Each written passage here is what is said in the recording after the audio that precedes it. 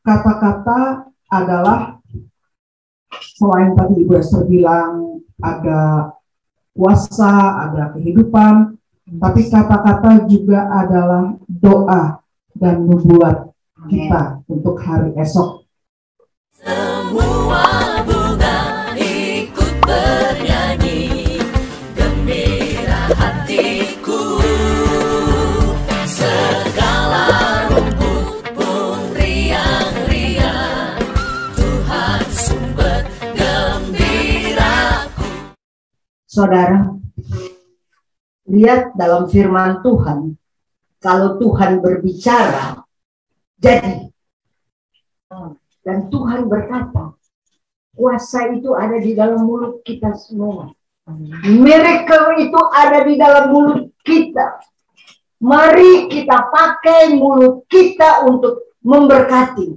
Jangan kita berkata, aduh, ayah ada di Amerika sekarang. Enggak payah. Berkati Amerika. Jangan kita bilang, aduh payah di Indonesia. Tidak.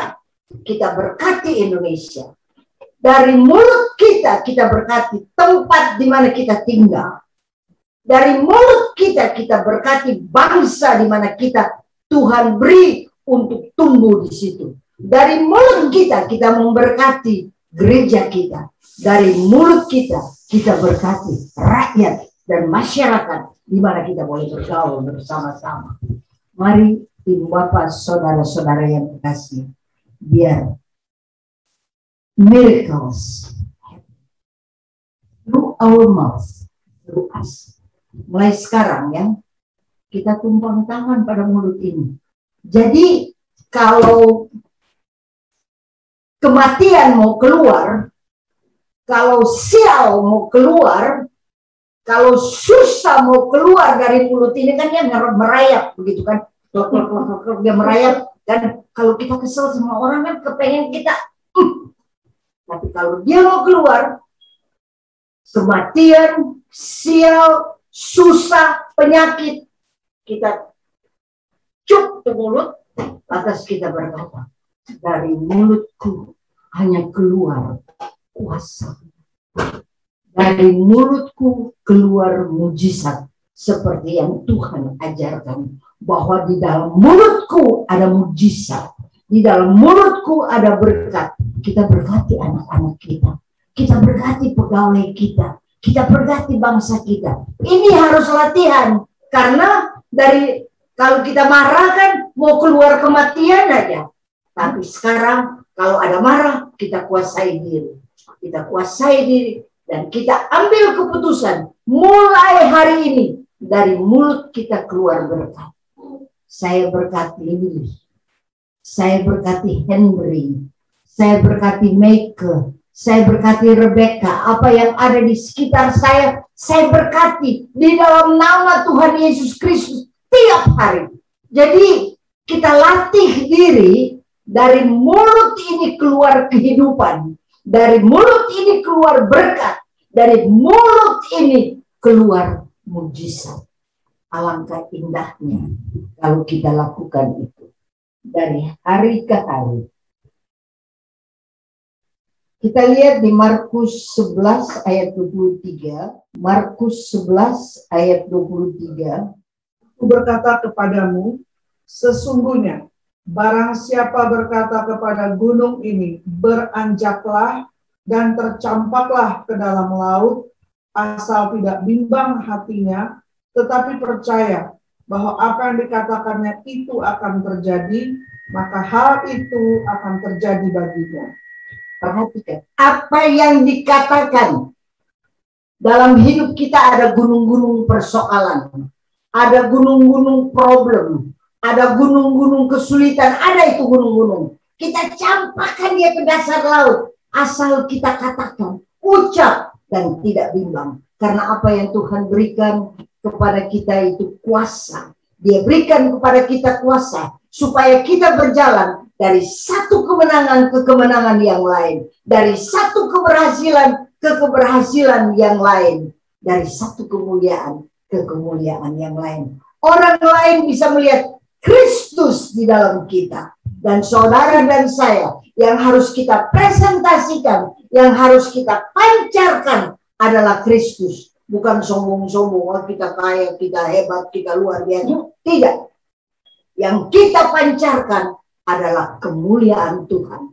Yang kita pancarkan adalah Kristus dari hari ke hari. Bagian kita berkata, katanya tadi kan, hanya berkata, ucap, beritakan dari mulut kita. Ini sumber mujizat adalah Tuhan, dan Tuhan ada di mulut kita. Dia tempatkan kuasa di dalam mulut kita, dan mulai hari ini hidup kita berubah. Jangan berkata sial, jangan berkata sakit penyakit, jangan berkata susah, ya. Jangan berkata problem. Ada kan orang ngomong lebih banyak ngomong problem daripada Yesus. Padahal Yesus jauh lebih besar daripada problem kita. Yesus jauh lebih besar daripada sakit penyakit yang coba-coba menyerang kita. Yesus jauh lebih besar daripada kesusahan kita. Mari kita pusatkan kepada yang besar itu, kepada terang yang ajaib itu, yang menembus ke dalam kegelapan. Dan mulai hari ini, mulut kita pakai untuk mengadakan mujizat. Mau? Mau. Bu Meke mau berdoa untuk mulut-mulut kita. Saya mau tambahkan sedikit. Adalah bahwa kata-kata adalah, selain tadi Ibu Esther bilang ada kuasa, ada kehidupan, tapi kata-kata juga adalah doa dan nubuat kita untuk hari esok. Kita akan lihat ya, bahwa kita rindukan kata-kata kita itu ada kuasa. Nggak cuma lewat, dan kita rindu kata-kata kita menjadi berkat untuk sesama. Saya akan bacakan 1 Korintus 4 ayat 20. 1 Korintus 4 ayat 20 bunyinya adalah, sebab kerajaan Allah bukan terdiri dari perkataan, tetapi dari kuasa. Ada orang yang bicaranya banyak, tetapi nggak ada kuasa atau urapan. Tapi ada orang yang bicaranya sedikit, tetapi ada kuasa, ada urapan dari Tuhan. Dan kerinduan setiap kita kan, kata-kata kita nggak seperti angin lalu gitu. Tetapi ada urapan, ada kuasa dari Tuhan. Maka kita juga mesti mendisiplinkan diri kita, yaitu Matius 12 ayat 36 dan 37. Matius 12 ayat 36 sampai 37.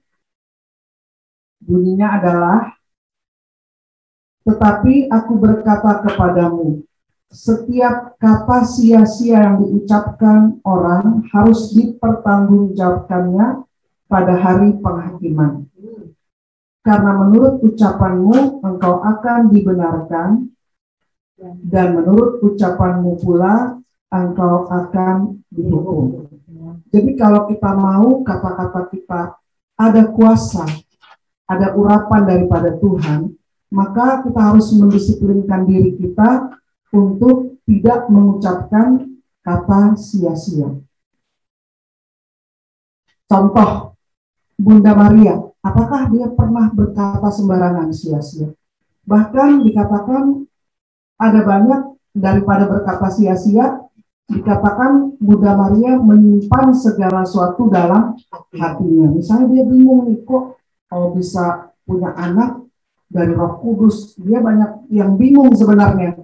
Tapi dia tidak pernah mengucapkan kata yang sia-sia. Karena setiap kata kita yang sia-sia, yang asbun, yang nggak ada artinya itu, akan dipertanggungjawabkan, kata firman Tuhan, pada hari penghakiman. Karena menurut ucapanmu engkau akan dibenarkan, dan menurut ucapanmu pula engkau akan dihukum.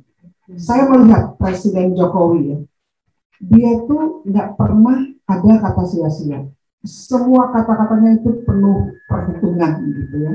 Jadi untuk membangun, untuk menunjukkan visi ke depan, beliau mendisiplinkan kata-katanya, menjauhkan diri dari kata-kata sia-sia, sehingga kata-katanya itu sangat berwibawa.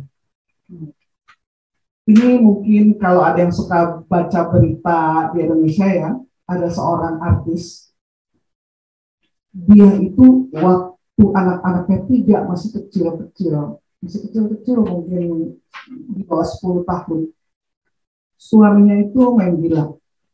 Dan pokoknya mereka bercerai, sebenarnya hak anak-anak untuk si istri, tapi suami yang ngambil. Jadi bayangkan berapa tahun nggak boleh ketemu anak-anak. Bahkan pernah kalau anaknya ulang tahun, dia mesti jadi dia diusir dari rumah suaminya tanpa sehelai baju pun, sampai mesti manjat dari tembok gitu. Dan kalau ketemu anaknya dia manjat dari tembok. Waktu itu anaknya ulang tahun, sedih banget videonya. Jadi dia nggak bisa bawa kue tart dan lilin, dia cuma bawa korek api. Jadi di depan anaknya dia menyalakan korek itu sebagai lilin, dan dia suruh anaknya tiup, dan dia bilang happy birthday sambil bilang happy birthday. Setelah itu dia lari lagi mau naik tembok. Sangat sedih. Tapi yang saya salut, dia punya hashtag semakin tua semakin bahagia. Dan dia benar-benar, karena dia bilang kata-kata adalah doa. Jadi dia sekalipun dia susah banget waktu itu ya, tapi dia bilang semakin tua semakin bahagia. Dia mendisiplinkan dirinya untuk menjauhkan diri dari kata-kata sia-sia. Dan akhirnya, padahal dia itu bukan Kristen, bukan Katolik, tapi lihat firman Tuhan itu ya dan amin. Nggak dibilang ini cuma untuk orang Katolik aja atau orang Kristen aja. Mati hidup dikuasai oleh lidah, barang siapa suka menggemakannya akan makan buahnya. Dan sekarang ya, dia bertemu dengan seorang kaya raya banget, bahkan punya jet pribadi dan baik hati banget, dan 3 anaknya ini benar-benar disupport lah sama suami yang ini, yang sekarang ini, dan hidupnya itu sesuai dengan kata-katanya, yaitu semakin tua semakin bahagia. Jadi kata-kata kita adalah doa dan nubuat untuk hari esok kita.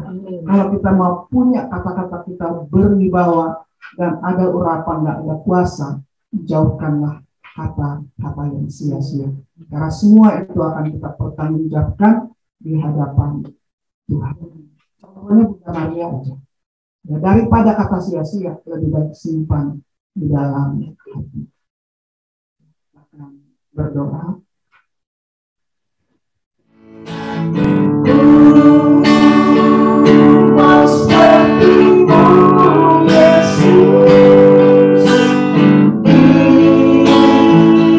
Sempurnakan selalu dalam segenap jalanku, memuliakan Dalam setiap jalanku memuliakan